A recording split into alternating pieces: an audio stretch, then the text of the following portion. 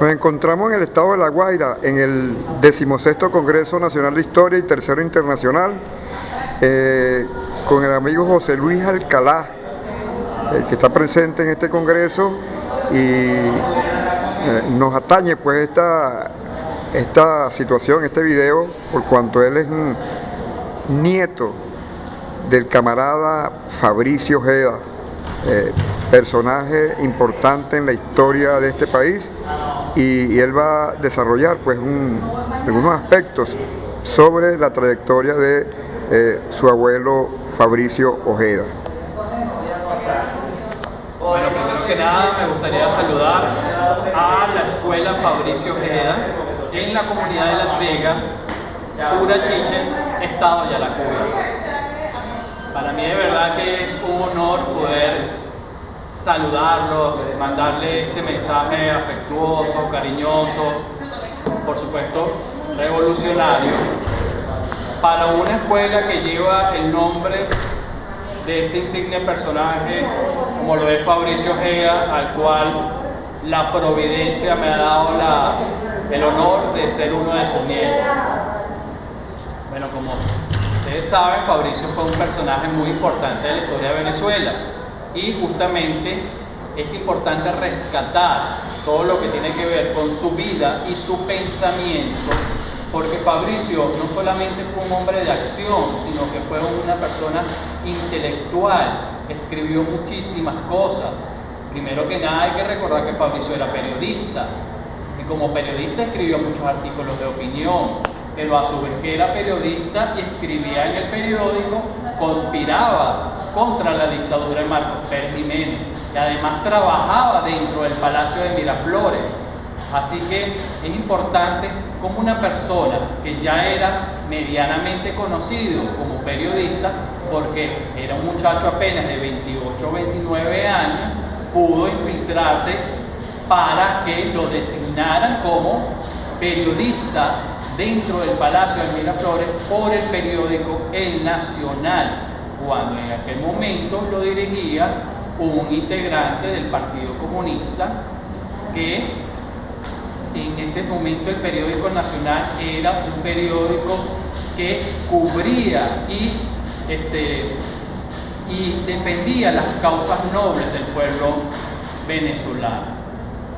Así que Fabricio, desde el Palacio de Miraflores, conspiró contra Pérez Jiménez, pero no solamente conspiró, sino que era el presidente de la Junta Patriótica, que luego de muchas organizaciones, luego de muchas cuestiones que tuvieron que llevar para que el pueblo y los militares se organizaran para el derrocamiento de Pérez Jiménez el 23 de enero de 1958, y ahí cuando Fabricio definitivamente salta a la fama política a nivel nacional y a nivel internacional. Eso es importante destacarlo, porque Fabricio no solamente fue un héroe nacional, fue un héroe internacional, reconocido en muchas partes del mundo. Estuvo en China, estuvo en la Unión Soviética, estuvo en los países de la Europa del Este, que en ese momento formaban parte del bloque socialista y comunista.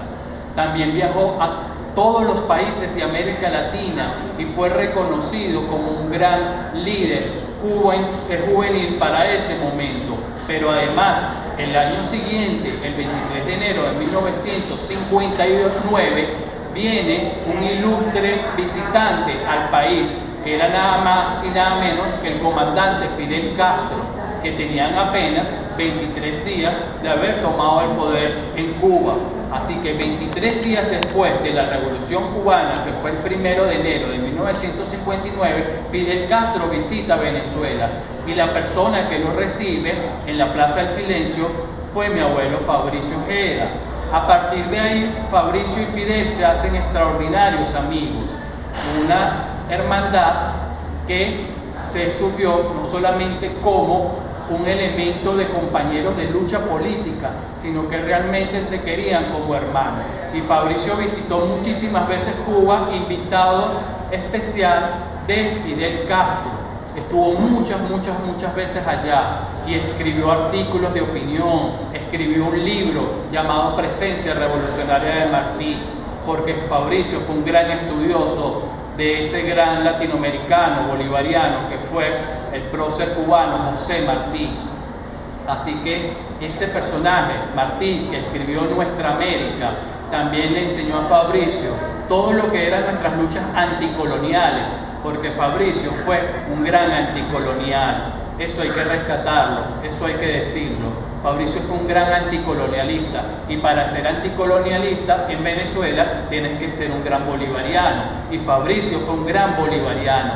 Por eso que en el año 2007, cuando llevamos a Fabricio Ojeda, el 23 de enero de ese año, al Panteón Nacional, lo decían en los medios: comandante guerrillero, patriota, bolivariano y anticolonial, porque eso era lo que era Fabricio, esos tres elementos. Y para Fabricio la palabra patria es la palabra que más se repite en todos sus escritos y discursos, porque Fabricio fue un gran patriota. Y en ese momento, en ese año 59, después de hacerse amigo de Fidel Castro, lo nombran diputado al Congreso de la República, y para ese momento Fabricio defendió, como diputado, defendió muchos elementos importantes para el venezolano. Criticó, por ejemplo, todo lo que eran los tratados de comercio que para ese momento tenía Venezuela con Estados Unidos. Era una especie de neoliberalismo que ya existía en ese momento, donde Venezuela se veía, obviamente, perjudicada por todos esos tratados comerciales que tenían con el Imperio norteamericano. Pero Fabricio también defendió lo que era una política de crear una industria nacional petrolera, porque hay que recordar que para ese momento todavía no se había nacionalizado el petróleo y que no existía PDVSA todavía. Bueno, Fabricio ya para ese momento hablaba sobre una industria nacional petrolera, así que es muy importante que rescatemos todo ese pensamiento. Además, Fabricio también fue un gran constitucionalista, defendió las leyes. En ese momento hay que recordar que Fabricio formó parte de la Constitución de 1961, que se firma un 23 de enero, 3 años después del derrocamiento de Marcos Pérez Jiménez. ¿Por qué? Porque la Constitución que existía en ese momento era una Constitución creada por Marcos Pérez Jiménez, el dictador, y Fabricio, como anti-Pérez Jiménezista, por supuesto, luchaba por una Constitución nueva. Y cuando Fabricio, luego de tantas luchas dentro del gobierno, del Congreso, que justamente habló también sobre la libertad de prensa, porque era periodista, y habló también para ayudar a las personas que no tenían vivienda, y muchos otros temas para ayudar a los campesinos, porque Fabricio también hay que recordarlo y reafirmarlo, muy importante para la comunidad de Las Vegas en Urachiche. Fabricio fue un defensor ejemplar sobre las causas de los campesinos, tanto así que cuando estuvo en Cuba escribió e investigó sobre la reforma agraria, y fue un defensor sobre la reforma agraria en Venezuela, y criticó la reforma agraria que hizo Betancourt como una reforma agraria chucuta. Y también Fabricio luchó y criticó la venida del presidente de Estados Unidos, Kennedy, cuando vino a firmar lo que fue la llamada Alianza para el Progreso, que era una traición justamente para los campesinos. Entonces, ¿qué hizo Fabricio? Renunció al Congreso para irse a la lucha armada. ¿Y qué hizo? Cuando en la carta de renuncia dijo: letra muerta, la Constitución es una letra muerta. ¿Por qué? Porque la Constitución de 1961 fue una buena Constitución para ese momento.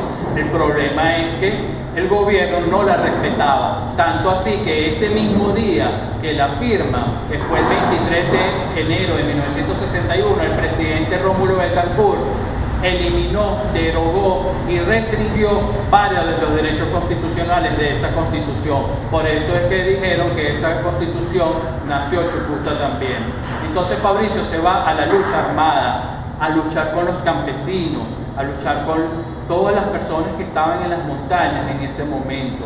Y justamente fue en Yaracuy donde lo capturan por primera vez en su primer frente guerrillero, que se llamó Alberto Rudas Mesones. Y en ese frente guerrillero estuvo 4 meses luego de la carta de renuncia al Congreso. Ahí lo capturan con Clodovaldo Rusián, Edgar Mirabal y Rufo Meneses.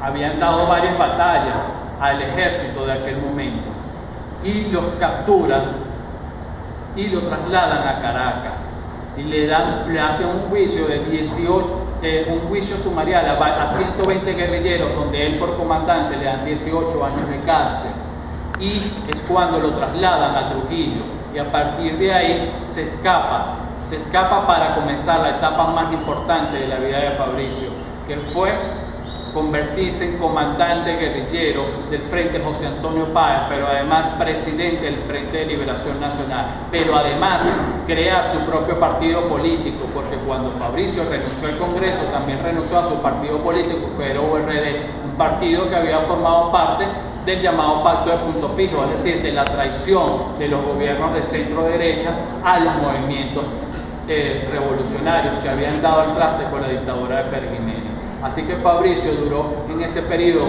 4 años como comandante guerrillero, y esa fue la etapa más importante de Fabricio, porque Fabricio renunció no solamente al Congreso, renunció también a sus comodidades, renunció a sus familias, renunció a todo. ¿Para qué? Para luchar por la patria, para luchar por la libertad de Venezuela, para luchar por la democracia. Y por supuesto para luchar en contra de las traiciones y el entreguismo de los gobiernos de aquella época al imperialismo norteamericano. Así que es muy importante rescatar la historia de Fabricio para la historia insurgente, y ahorita que estamos en el Congreso Nacional e Internacional de Historia, es muy importante rescatar la historia insurgente de nuestra Venezuela y de nuestra América Latina, esa historia que fue una historia anticolonial, no solamente en América Latina, sino en Asia y en África, porque para aquel momento esos países se estaban liberando por primera vez del colonialismo europeo, mientras que para nosotros era nuestra segunda independencia, como lo dijo José Martí. Así que es muy importante que rescatemos toda esa historia para conocernos verdaderamente quiénes somos nosotros, de dónde venimos y hacia dónde vamos. Entonces, de verdad, les quiero dar un mensaje a la comunidad de Urachiche y especialmente a la escuela Fabricio Ojeda, que para mí es un honor que ustedes lleven el nombre de mi abuelo y que debes sentirse muy orgulloso de llevar el nombre de un personaje tan famoso y tan importante en la historia de nuestro país.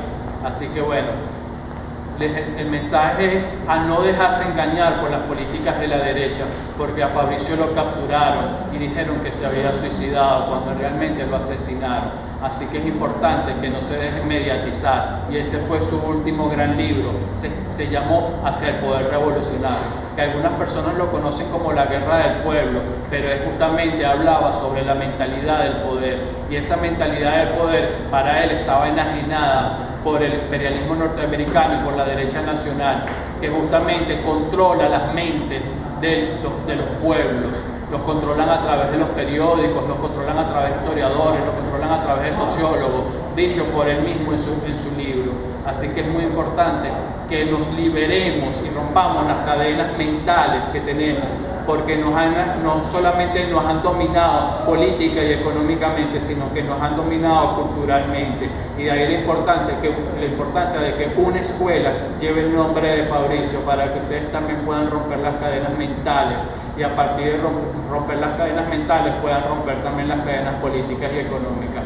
Así que los invito a que sigan estudiando no solamente la historia de Fabricio, sino la historia de todos esos compañeros como Argimiro Gabaldón, Alberto Lovera, Lidia Guberner y muchas otras personas que fueron asesinadas en ese momento y que son nuestros héroes y heroínas de aquel momento y que lo siguen siendo y que representan y son la historia viva de Venezuela, y que además fueron los que mantuvieron esa antorcha sagrada, esa llamarada sagrada que viene desde nuestros indígenas, que vienen desde nuestros negros, que vienen desde nuestros próceres de la independencia, y que después pasaron a las luchas antigomecistas, y que también pasaron por Zamora primero, pasaron por Zamora. Fabricio fue también un gran zamorano, porque reconocía las luchas de los campesinos. y ahí pasó a las luchas del siglo XX, y después de las luchas del siglo XX pasaron a las luchas de nuestro comandante Hugo Rafael Chávez Frías. Entonces hay que recordar que la historia de nuestra patria tiene una continuidad y no se puede picar como se pica un jamón, como se pica un pan, sino que todo tiene una continuidad y que estamos unidos, imbricados en una sola línea histórica que se va trasladando de generación en generación en una llamarada sagrada que la llevamos en el corazón y en la mente. Así que muchachos, de verdad, les reconozco y les doy las gracias por llevar ese opónimo de Fabricio Ojeda y que sigan en la lucha desde niñitos, porque Fabricio desde niño fue una persona que ya desde el liceo entendía, desde la escuela, era un gran líder comunitario. Así que ustedes también sean líderes comunitarios, organicen eventos en sus escuelas, organicen eventos en sus comunidades para que puedan ir poco a poco liberando su corazón y liberando su mente. Así que bueno, les doy un saludo. Mi nombre es José Luis Alcalá Ojeda y estoy totalmente a la orden para estar allá con ustedes. Muchas gracias. Fabricio vive. Fabricio vive, la lucha sigue. La línea justa es Luchar hasta vencer. Sí.